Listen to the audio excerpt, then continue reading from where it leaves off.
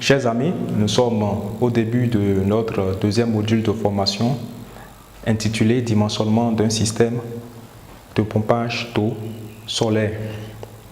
Alors, dans ce module, nous allons adopter le plan suivant. Après l'introduction, nous parlerons des différents types de systèmes de pompage solaire photovoltaïque. Nous parlerons après des composants d'un système de pompage solaire photovoltaïque.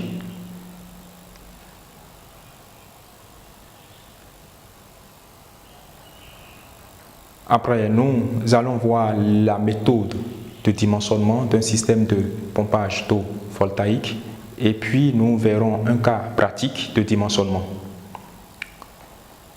Nous allons faire une application à travers notre logiciel dimensionné, conçu spécialement par notre structure pour cette formation.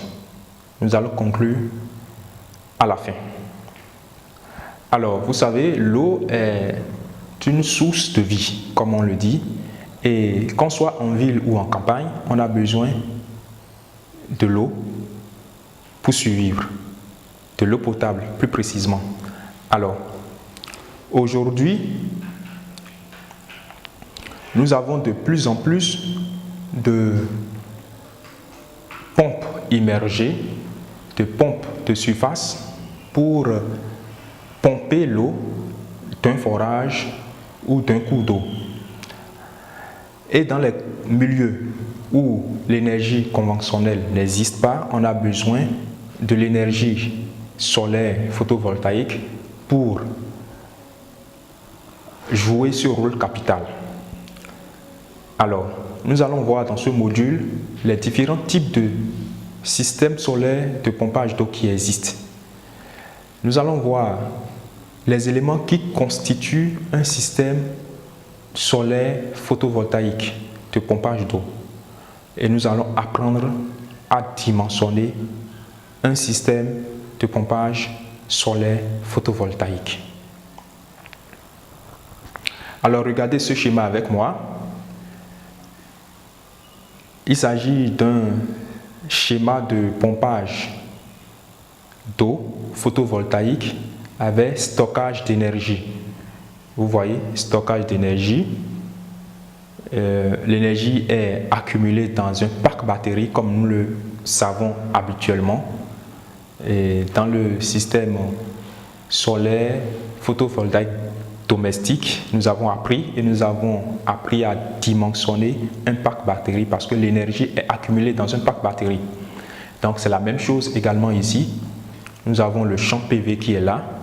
Nous avons un contrôleur de charge par exemple qui est là. Nous avons le parc batterie qui est là. Nous avons l'onduleur. Nous avons la pompe immergée, l'électropompe qui est dans l'eau, dans le forage. Nous avons l'eau.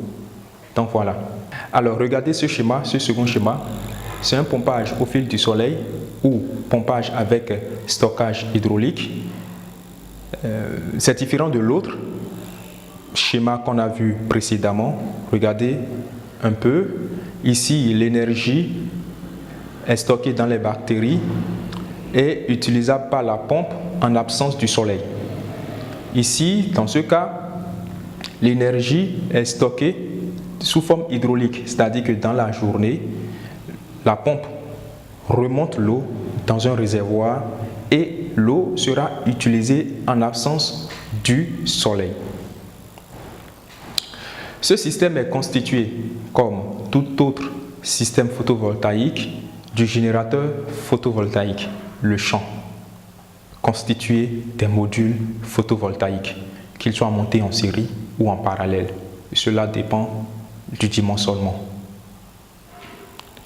Alors, après le générateur photovoltaïque, nous avons le groupe motopompe.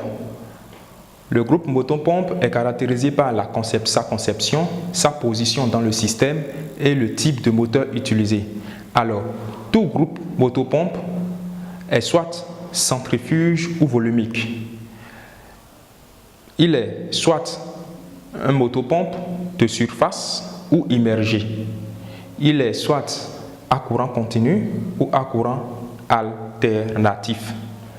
Alors, quand nous prenons un motopompe à courant continu, il s'agit d'une pompe solaire de 12 volts, de 24 volts, de 36 volts, de 96 et plus. Ça peut aller jusqu'à 200 volts. Ça dépend de la puissance de la pompe. Donc, tous les pompes immergées ou de surface qui sont à courant continu sont des pompes solaires. Alors, les pompes à courant alternatif sont des pompes classiques que nous connaissons. Ils sont de 220 volts ou en mono ou de 380 en triphasé. Alors, la conception. La pompe est soit centrifuge ou volumique. La différence est que une pompe centrifuge est destinée au grand débit et aux grandes hauteurs. Donc, quand nous sommes à une profondeur très grande et pour avoir un grand débit, on peut choisir les pompes centrifuges. C'est une pompe à bon rendement et économiquement viable pour les pompes solaires. Par contre, les pompes volumiques sont destinées au faible débit inférieur à 5 mètres cubes par heure et aux grandes hauteurs. Ils sont bons, ils ont un bon rendement, ils sont auto-amorçables si elles sont de surface et ne sont pas économiquement viables pour les systèmes solaires. Alors les pompes de surface, c'est lorsque la pompe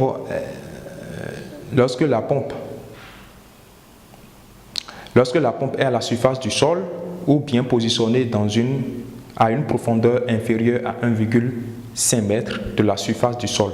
On parle de pompe de surface. Mais quand la pompe est à une profondeur supérieure à 1,5 m de la surface du sol, elle devient une pompe immergée. Les éléments électroniques de commande d'un système de pompage d'eau solaire photovoltaïque.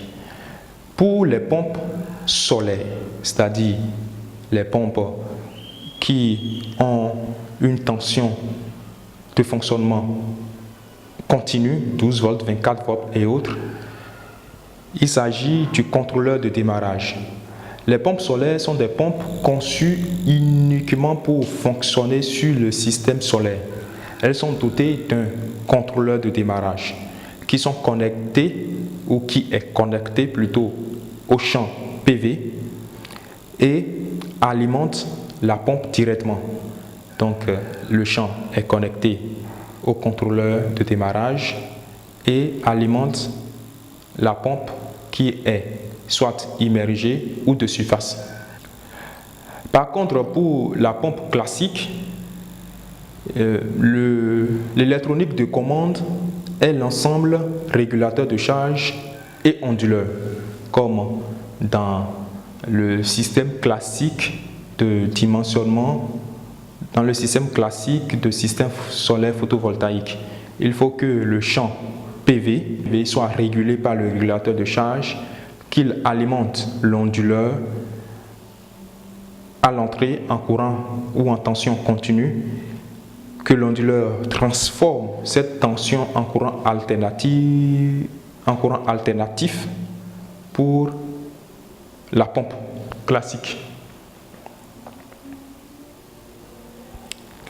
L'élément de stockage, le stockage.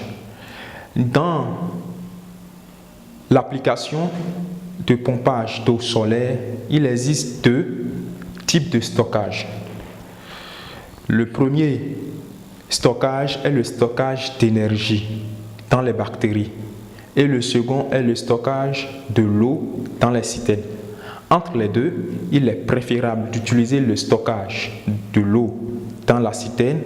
Cela permet d'éviter l'usage des batteries qui sont coûteuses, dont l'entretien est cher et qui ont une durée de vie limitée. Par contre, si c'est une citerne. Elle a une durée de vie plus longue, durable et n'a pas besoin d'entretien en tant que telle. Pour notre étude, nous allons choisir un stockage hydraulique et c'est ce qui est d'ailleurs recommandé pour les applications de pompage d'eau, pas de batterie. Alors, comment dimensionner un système photovoltaïque de pompage d'eau? Ce dimensionnement est caractérisé par des étapes précises que nous allons appeler ici l'algorithme de dimensionnement. La première étape est de déterminer le profil de charge. La seconde étape est de dimensionner le champ photovoltaïque. La troisième étape est de calculer la capacité de la batterie au besoin, parce que si nous optons pour un stockage hydraulique, on n'a pas besoin des bactéries. La quatrième étape est de choisir le régulateur et l'onduleur au besoin également. Au besoin parce que si nous optons pour une pompe solaire, on n'a ni besoin de régulateur de charge, ni besoin d'onduleur. Parce que les pompes solaires sont déjà en tension, fonctionnent. Parce que les pompes solaires fonctionnent en tension continue et n'ont pas besoin d'onduleur ni de régulateur. Ils sont dotés et sont conçus avec un régulateur de démarrage spécial. Puis après, nous allons voir comment choisir la pompe elle-même. Alors, c'est quoi le profil de charge? Qu'est-ce qu'on appelle le profil de charge? Contrairement dans le dimensionnement de systèmes solaires photovoltaïques domestiques, nous avions parlé de fiche de dimensionnement dans laquelle nous avons mis les récepteurs, mis leur puissance, leur nombre et puis leur temps d'usage. Ce sera la même chose ici, le profil de charge. Il faut savoir deux choses prioritairement. Il faut savoir le besoin journalier en eau à pomper. Et il faut savoir la hauteur manométrique totale du forage. Alors, nous allons voir dans la suite comment nous pouvons déterminer le besoin en eau à pomper par jour. Si nous voyons dans ce tableau, là, ce tableau qui se présente devant notre écran, nous voyons que l'être humain a besoin de 5 litres d'eau par jour pour survivre et 10 litres d'eau par jour pour le minimum admissible et 30 litres d'eau par jour dans les conditions de vie normales en Afrique. Donc, voilà les animaux, voilà ce que ça donne également. Le cheval ou le bœuf a besoin de 40 litres d'eau par jour, le mouton 5 litres d'eau par jour, l'âne 20 litres d'eau par jour. Pour l'irrigation, la culture à l'échelle villageoise, on a besoin de 60 mètres cubes d'eau par jour par hectare. Pour le riz, on a besoin de 100 mètres cubes par jour par hectare. Pour le coton, on a besoin de 55 mètres cubes par jour par hectare, ainsi de suite pour la tomate, et ainsi de suite. Donc, si c'est pour un besoin domestique à usage dans une maison, il faut déterminer le besoin, combien de personnes y vivent, combien ils utilisent l'eau, et eux-mêmes ils doivent le savoir. Donc, si un client appelle un technicien pour lui demander de faire un dimensionnement de sa pompe sur le système solaire photovoltaïque, la première des choses à savoir, c'est ce besoin-là. Combien d'eau il utilise par jour? Si c'est un forage, si c'est déterminer l'eau en fonction de ces renseignements qui sont ici. Alors, après avoir déterminé le besoin journalier en eau, il faut évaluer la hauteur manométrique totale du forage. Qu'est-ce que c'est que la hauteur manométrique totale? Vous voyez sur ce schéma qui se présente là, ceci c'est la pompe immergée qui est dans l'eau. Et là, c'est le réservoir où l'eau sera retenue pour l'usage la nuit. Rappelez-vous que nous sommes en train d'effectuer un système de pompage au fil du soleil. On n'a pas besoin de bactéries pour le stockage de l'énergie. Et le stockage est hydraulique dans ce réservoir-là. Alors, entre le réservoir et la surface de la terre, le sol, il y a une hauteur qui est A, qui est la hauteur de refoulement de la pompe. Et la hauteur B, qui est le niveau statique, c'est le niveau de l'eau avant le pompage, avant le début du pompage. C'est-à-dire que au matin, le niveau de l'eau est comme ceci, avant que la pompe ne commence à fonctionner. Et cette distance, la distance C, c'est le niveau au cours du pompage. Parce que lorsqu'on pompe, l'eau commence à diminuer. Donc, ça diminue. Le niveau, le C, commence à grandir, à prendre une certaine profondeur. Donc, c'est ça, le niveau dynamique de l'eau. Et voici la pompe.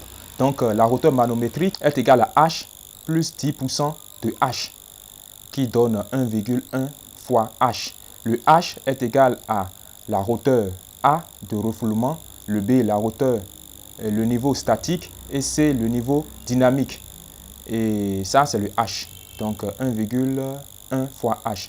10% parce qu'il y a des pertes dues à beaucoup de choses comme les tuyaux de refoulement, les tuyaux par lesquels l'eau monte et beaucoup d'autres choses.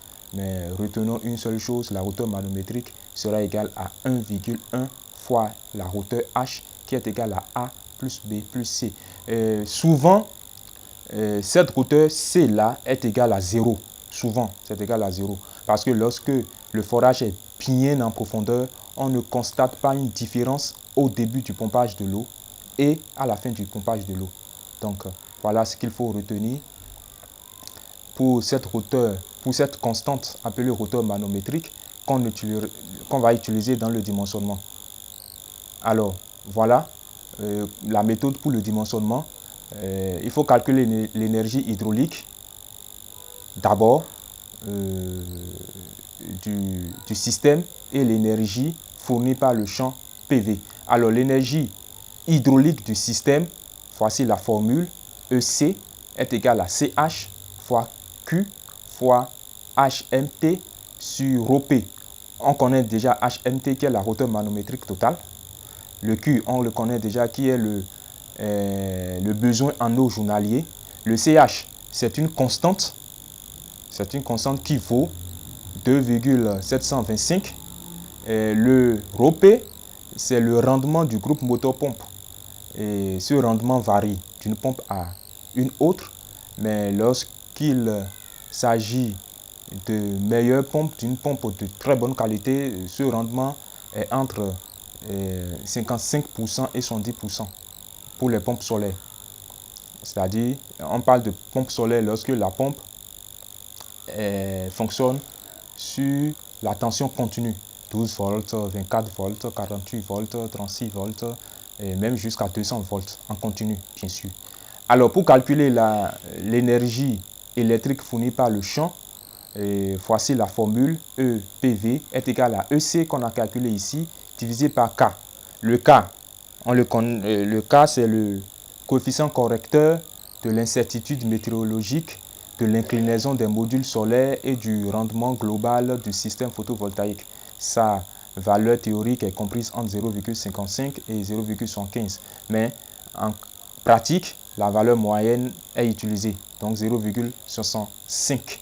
Donc, voilà, le K, c'est une constante qu'on utilise. Alors, lorsqu'on finit de calculer l'énergie électrique fournie par le champ, nous allons déterminer la puissance en watt-crête du champ qu'on veut installer. Cette puissance est égale à l'énergie fournie par le champ divisée par les radiations solaires. Nous connaissons déjà les radiations solaires. C'est cette énergie par mètre carré par jour dans une zone. Elle varie d'une zone à une autre selon les radiations de la zone. Donc au Bénin, comme nous l'avons vu, elle varie de 3,8 à 6,2 kWh par mètre carré par jour. Donc c'est cela. Parfois, pour les systèmes de pompage d'eau, il y a deux possibilités. Soit on choisit le coefficient le plus faible ou on choisit la moyenne. Je pense que le mieux ou l'idéal serait toujours de choisir le coefficient le plus faible afin d'optimiser le système. Donc voilà, pour calculer la puissance crête du champ, il faut faire l'énergie que doit fournir le champ PV divisé par les radiations solaires. Alors lorsqu'on connaît cette puissance, il faut calculer maintenant le nombre de modules N à installer. Alors le nombre de modules L est égal à la puissance du champ divisé par la puissance d'un module. La puissance d'un module, c'est quoi? Je choisis d'installer les modules PV de 150 watts crête, ou bien je choisis d'utiliser les modules de 250 watts crête. C'est à moi de choisir. Donc c'est ça que je mets ici. C'est ça la puissance d'un module PV. Donc le choix revient au technicien. Alors lorsque nous connaissons le nombre de modules PV total du système, on peut calculer le nombre de modules PV en série en faisant juste la tension du système divisée par la tension aux bornes d'un module PV. Et on sait comment déterminer la tension du système. Et c'est lorsque la puissance du champ, c'est selon la capacité de la puissance du champ. Lorsque cette puissance est inférieure à 800, il faut prendre TS égale à 12. Lorsque ceci est entre 800 et 2000, il faut prendre ceci TS égale à 24. Et lorsque ceci est supérieur à 2000, il faut prendre TS égale à 48. Et UP est en fonction du nombre de modules, de la puissance du module PP que j'ai choisi. Si je choisis un module PP qui est inférieur à 200 watts crête, alors UP égale à 12. Mais lorsque je choisis un module qui a une puissance PP supérieure ou bien égale à 200 watts crête, UP est égal à 24. Alors, le nombre de rangs de parallèles de modules PV, c'est-à-dire le nombre de modules PV qui seront en parallèle, sera juste égal au nombre de modules PV au total divisé par le nombre de modules PV en série. Alors, après avoir calculé le nombre de modules PV total, tout en sachant le nombre de modules PV en série et en parallèle, on peut déterminer la capacité du parc batterie si on veut l'utiliser. Parce que, si vous vous rappelez très bien, nous sommes en train de dimensionner un système solaire de pompage d'eau au fil du soleil. On n'a pas besoin de batterie. Ici, le stockage est hydraulique. Mais éventuellement, si vous avez besoin d'utiliser les batteries, voici la formule.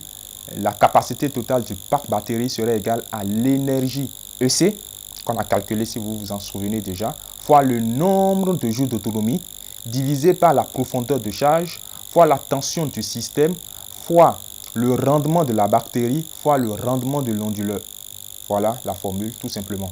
Alors lorsqu'on connaît cette capacité, on peut déterminer le nombre de batteries en parallèle, le NBP, qui serait égal à cette capacité-là, divisé par la capacité d'une batterie. Je suppose que je vais utiliser une batterie de 100 ampères ou bien une batterie de 150 ou 200 ampères. C'est ça, je mets ici. C'est ça, je mets là. Et lorsque je connais le nombre de batteries en parallèle, je peux maintenant calculer le nombre de batteries en série en faisant la tension du système divisé par la tension d'une batterie. Voilà. Il faut calculer le nombre de batteries en série. Donc voilà comment procéder. Alors, comment choisir le régulateur de charge?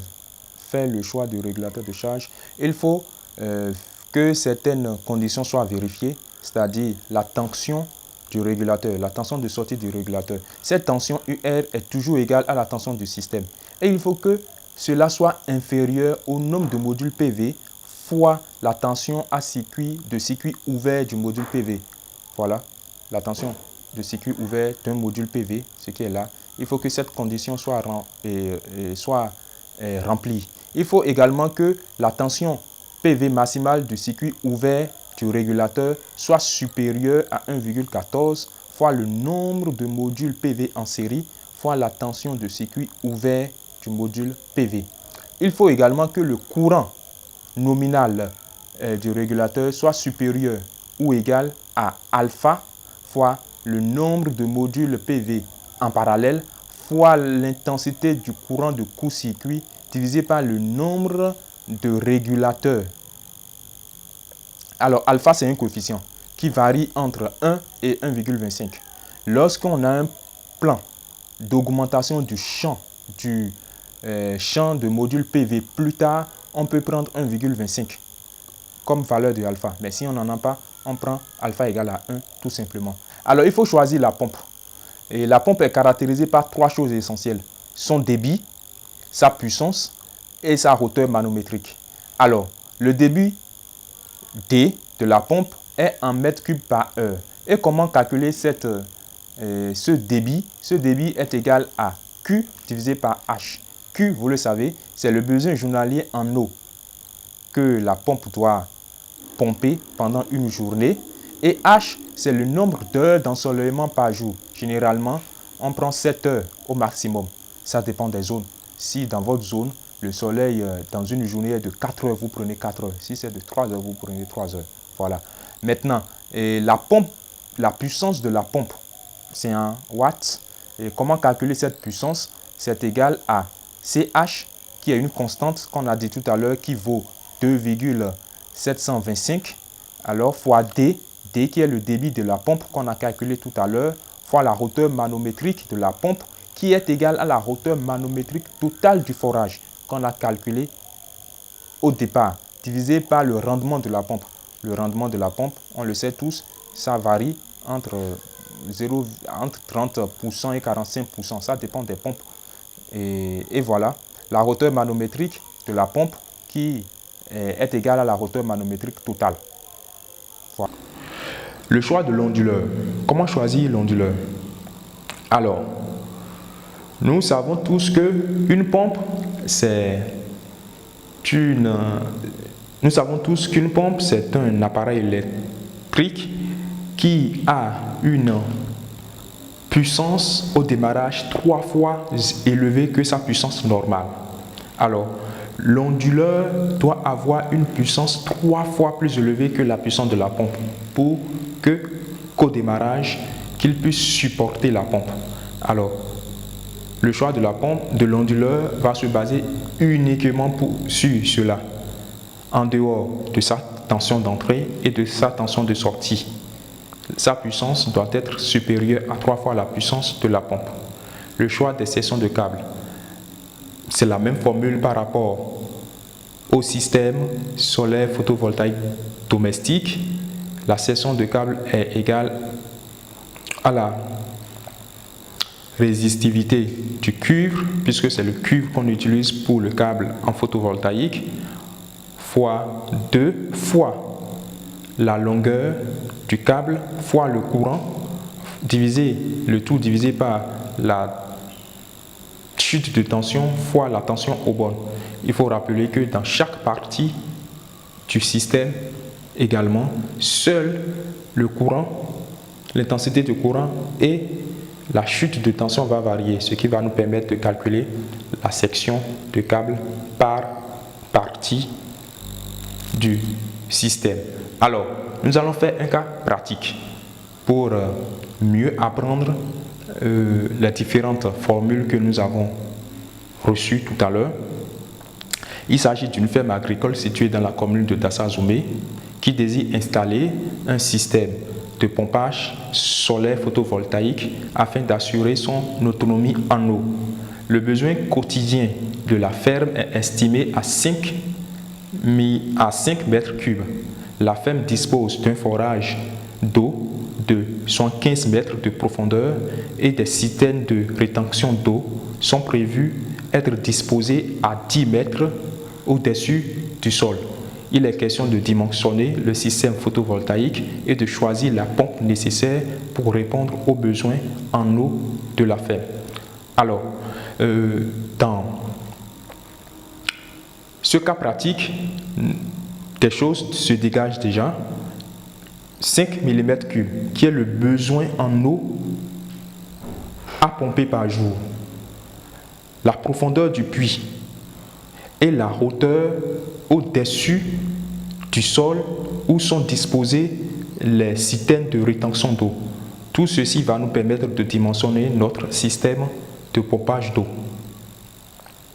Alors, ce qu'il faut préciser est que nous voulons dimensionner un système, nous voulons dimensionner une pompe classique, c'est-à-dire une pompe qui fonctionne sur du 220 volts en monophasé, sur un système solaire photovoltaïque. Alors, comme nous l'avons vu par le passé, il faut définir le besoin en eau. Le besoin en eau en réalité est de 5 mm², comme on peut le voir dans le cahier de charge. Mais on doit compléter, on doit ajouter une petite quantité pour réserve. Alors moi, j'ai prévu pomper 6 m3 d'eau par jour. En cas de problème plus tard. Alors, caractéristiques du site. La caractéristique du site nous permet de savoir l'irradiation solaire du site. Nous sommes au Bénin et nous sommes au centre du Bénin. Tassa Zoumé est au centre du Bénin où il fait plus ou moins chaud ou froid. Alors moi j'ai choisi le coefficient d'irradiation le plus faible pour permettre à mon système d'être efficace. 3,9. La hauteur manométrique. La hauteur manométrique, comme on l'a vu, est égale à 1,1 fois H. Le H, dans notre cas, comme j'ai dit à ce niveau-là, c'est égal à la profondeur du puits qui est 75 plus la hauteur des systèmes de rétention d'eau qui est 10. Donc 75 plus 10, ça fait 85 fois la 1,1 me donne 93,5 mètres. Alors, lorsque nous connaissons ces trois paramètres, le besoin en eau, les radiations solaires du milieu et puis la hauteur manométrique, on peut commencer notre dimensionnement en calculant l'énergie requise pour le pompage quotidien.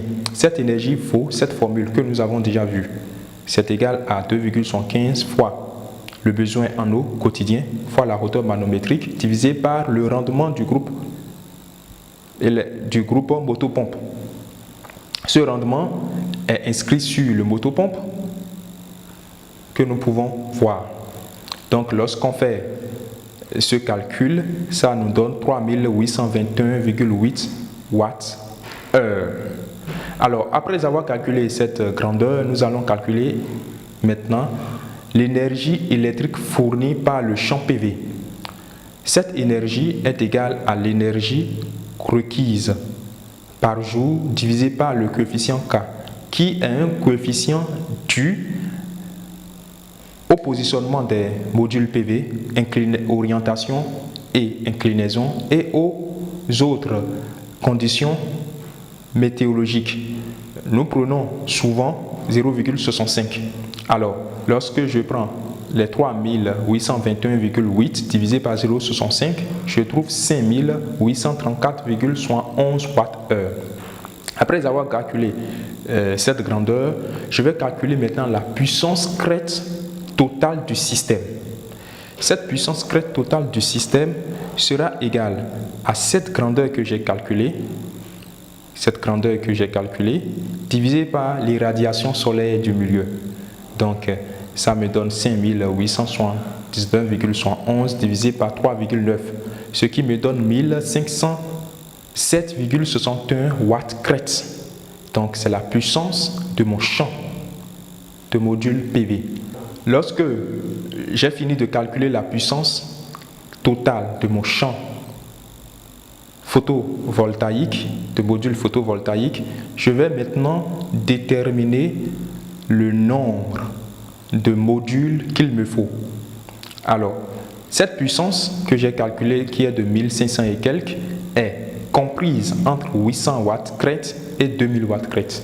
Ce qui veut dire que quoi? Que je dois opter pour une tension de système égale à 24 volts. Alors, si je choisis utiliser des modules de 150 watts crête qui ont pour tension nominale UP 12 volts, alors je vais devoir calculer le nombre total de modules qu'il me faut en faisant le nombre en faisant la puissance du champ de module photovoltaïque divisé par la puissance du module, du choix que j'ai fait, du module que j'ai fait. Ce qui me donne 1507,61 divisé par 150, ça me donne 10,05, donc soit 10. Alors, je vais calculer le nombre de modules en série. Pour calculer le nombre de modules en série, je fais juste la tension du système qui est 24 à cause de ceci, divisé par la tension du module qui est 12. Ça là. Donc, ça me donne 24 divisé par 12 qui me donne 2. Puis après, je vais calculer le nombre de modules en parallèle, ce qui me fera le nombre de modules total, ceci, qui a donné 10, divisé par le nombre de modules en série qui est 2. Donc ça fait 10 divisé par 2 qui me donne 5. Donc pour ce système, j'aurai besoin de 10 modules photovoltaïques de 150 watts crête, 12 volts. Il en aura, ils seront montés 2 en série et il aura 5 en parallèle. Donc le module que j'ai choisi a pour courant de court-circuit égal à 9,9 ampères, une tension de circuit ouvert ou tension à vide égale à 22,4 volts et une intensité de courant maximale égale à 8,9 ampères. Alors, après avoir déterminé le nombre de modules PV qu'il faut, il faut déterminer la puissance du régulateur de charge qu'il faut, la capacité, les caractéristiques bien évidemment. Alors, le régulateur de charge est caractérisé par sa tension nominale qui est égale à la tension du système, qui doit être inférieur au nombre de modules PV en série multiplié par la tension de circuit ouvert du module PV. Alors, lorsque nous faisons le nombre de modules de PV en série fois la tension du circuit ouvert, on trouve 44,8 volts, alors que notre tension du système est égale à 24. Ça voudra dire que ça marche. Alors nous allons vérifier la compatibilité en courant. L'intensité. Le courant nominal du régulateur doit être supérieur ou égal à alpha fois le nombre de modules PV en parallèle fois le courant de court-circuit. Alpha est entre 1 et 1,25. Il prend la valeur 1,25 si on veut augmenter par la suite le nombre de modules PV du champ. Sinon, on prend la valeur 1. NP, c'est le nombre de modules en parallèle et IS, c'est le courant de court-circuit. Donc, le régulateur de charge doit avoir une intensité de courant supérieure ou égale à 49,5 ampères. Alors, vu tout ce qui a été calculé, nous aurons besoin d'un régulateur à courant de charge nominal égal à 50 ampères du fait de ceci. C'est la puissance ou la valeur commerciale, une tension de batterie qui est égale à la tension du système ou encore la tension nominale du régulateur égale à 24 volts, une tension de circuit ouvert égale à 44,8 volts, une puissance maximale du champ PV égale à 1507,61 watts crête. On choisira alors un